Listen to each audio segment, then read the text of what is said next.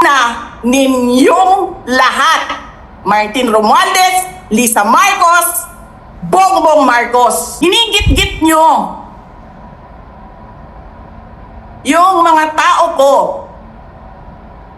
dyan sa envelope na yan. Lisa Marcos, naalala mo?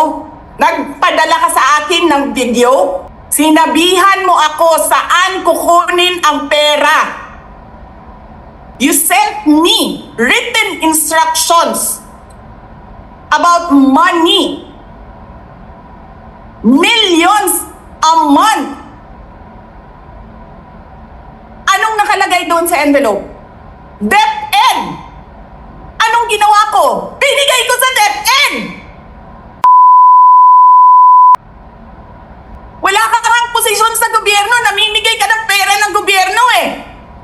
Sasabihin nyo sa mga tao, nakaw yan, confidential funds yan. Niwala nga kayong isang proof na confidential funds yan. Naniwala lang kayo sa isang babae na ang pangalan ay Gloria Mercado na nagsabi confidential funds yan, na hindi nyo nga nilabas, na wala pang confidential funds, meron ng white envelope.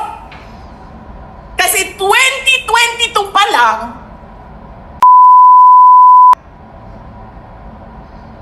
may utos na ng pera sa DepEd.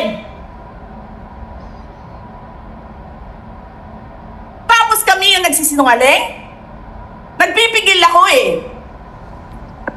Kasi gusto ko lang magtrabaho. Gusto ko lang tapusin nyo na yung show ninyo dyan sa House of Representatives para makabalik na kami sa trabaho namin.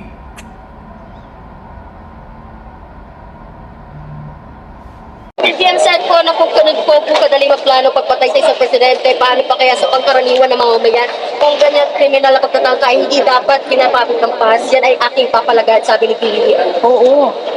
Diba? Pumalag nga yung buong bayan nung pinatay ng pamilya nila si Benigno Aquino Jr. Next question.